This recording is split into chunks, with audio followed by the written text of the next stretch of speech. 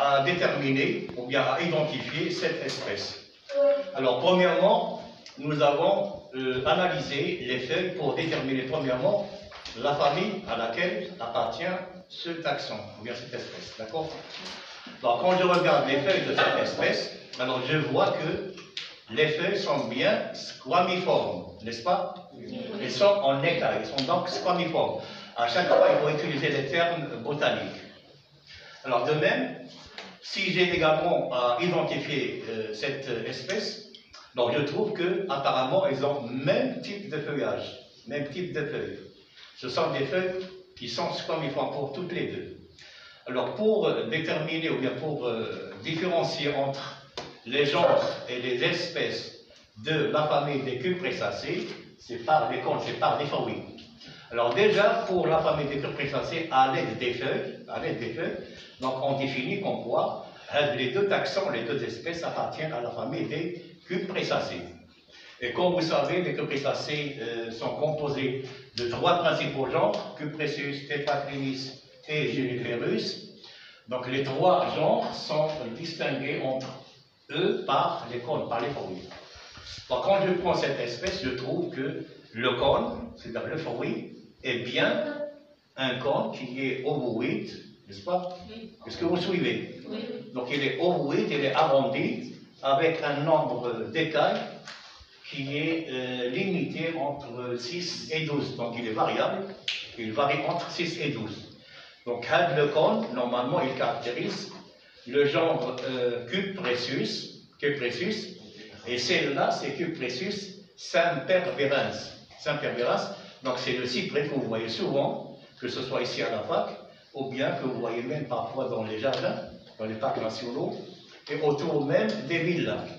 Donc c'est parmi les espèces ornementales, et de même c'est une espèce que l'on utilise comme brise-vent. Brise-vent, c'est-à-dire qu'il arrête le vent, l'action du vent. Donc c'est pour cela qu'on le trouve souvent autour des champs de culture, parce qu'il arrête, si vous voulez, l'action du vent. Donc c'est le cyprès, c'est Cupressus sempervirens. Et elle est introduite, elle n'est pas spontanée au Maroc. Elle est introduite, elle n'est pas spontanée. Au Maroc, comme on vous a peut-être indiqué en cours, au Maroc, il existe une seule espèce du genre Cupressus qui est spontanée. Et en plus, elle est endémique. C'est Cupressus atlantica, le cyprès de l'Atlas, Cupressus atlantica. Donc elle est spontanée au Maroc et en plus elle est endémique. Vous savez c'est quoi endémique?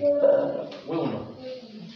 Donc Cupressus atlantica est une espèce du genre Cupressus. Elle est endémique et qui se trouve dans la vallée de Wedenfils, dans le Haut Atlas. D'accord? Donc voilà pour cette espèce, donc c'est comme ça qu'on identifie, à l'aide surtout du critère le fruit. Par contre, celle-là, donc elle lui ressemble beaucoup, elle a comme fruit, comme on a dit tout à l'heure, galbule. Donc galbule, comme vous voyez ici sur la photo, galbule, donc c'est un fruit qui est maxiforme, en forme de V, donc c'est un fruit chargé, maxiforme. Donc la présence de le galbule, donc ça nous indique que l'espèce est du genre Juniperus. Et celle-là, donc on l'a ramené d'ici de Hawziya, c'est Juniperus phénicia. On l'appelle en français le genévrier rouge, Juniperus phénicia. Normalement, il organise des matorrales. Matorrale est une formation végétale. Bon, il ressemble plus ou moins à la forêt, mais ce n'est pas la forêt. Donc la différence c'est au niveau des arbres. Dans une forêt, on trouve les arbres qui sont d'une hauteur, elles dépassent 7 mètres. Et pour le matorral, normalement, les arbres, qui sont très petits, ils ne dépassent pas les 7 mètres. Donc, à Juniperus phénicia, il organise ce qu'on appelle le matorral comme formation végétale, sur des milieux littoraux, sur des sables. Donc, normalement, on le trouve le long de tout le littoral marocain, atlantique et même méditerranéen. Alors, pour Juniperus phénicia, il existe même, au Maroc, il existe une autre espèce du genre Juniperus, qui est Juniperus oxycedrus. Il existe sur la photo, où est-ce qu'il est? Voilà. Le Hada, donc c'est Juniperus oxycedrus, c'est une autre espèce du genre Juniperus. On l'appelle oxycèdre. Alors la différence entre Juniperus phoenicia et Juniperus oxycedrus, alors ici vous voyez bien que l'aspect général il est en boule.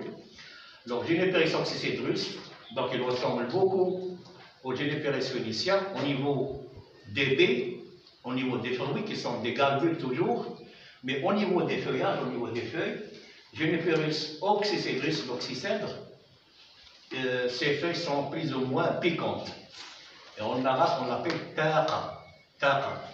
Et sur le plan écologique, donc pour le Juniperus phoenicia, donc ça organise des maturations des milieux littoraux, les sables, et taqa, ou bien Juniperus oxycedrus, l'oxycèdre, il se trouve dans des hautes montagnes, dans des montagnes, mais en pied isolé. On trouve un pied ici, un autre pied qui est très éloigné par rapport aux autres.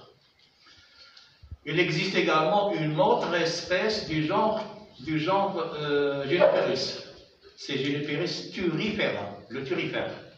Alors le turifère, lui-même, il se trouve dans des hautes montagnes, c'est au-delà de l'altitude où se trouve Juniperus oxycedrus. Il fait son apparition à partir de 2200-2300 mètres.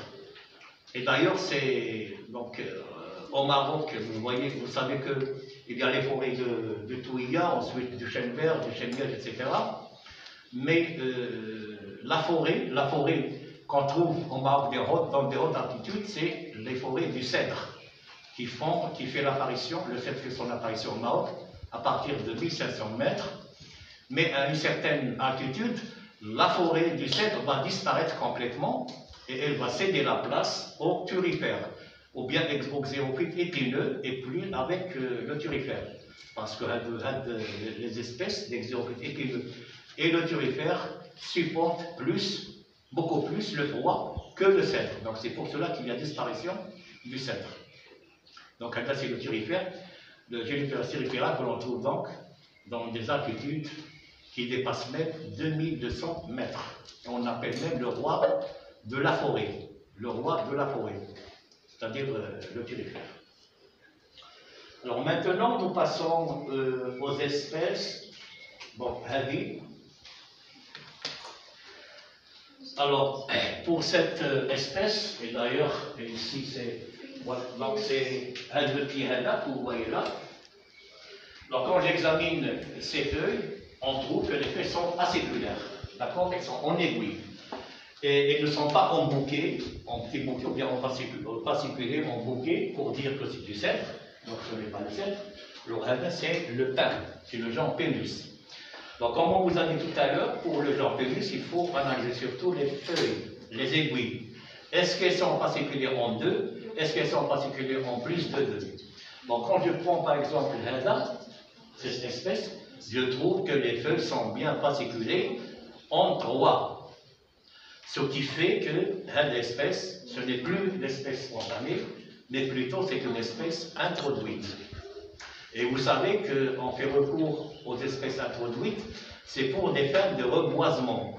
C'est pour reboiser les versants qui sont dénudés, c'est-à-dire là où il n'y a pas de végétation. Et on utilise également les espèces introduites pour fixer les dunes, pour fixer les sables mobiles, les dunes. Alors, donc, c'est Pinus canariensis. Donc, c'est une espèce introduite, c'est Pinus canariensis. C'est le pin des îles Canaries. Et quand les feuilles sont juste fasciculées en deux, comme celle-là, donc ici je vois juste deux aiguilles, d'ailleurs. Donc, ça montre que c'est une espèce spontanée au Maroc. Et l'espèce spontanée au Maroc, c'est Pinus Al-Fansis, le pain d'Alep, As-Sanawar Al-Halabi. D'accord? Donc voilà pour la famille des Cupressacées et la famille des Pinacées. Alors pour le cèdre, donc on va nous contenter juste de voir la forêt du cèdre sur la photo. Sur la photo, donc c'est la cèdre du Moyen Atlas. Donc on n'a pas pu ramener les échantillons du cèdre. Donc c'est Azro, Moyen Atlas, ou bien même ça se trouve dans le Rif. Mais quand même, il faut dire que le cèdre, on le reconnaît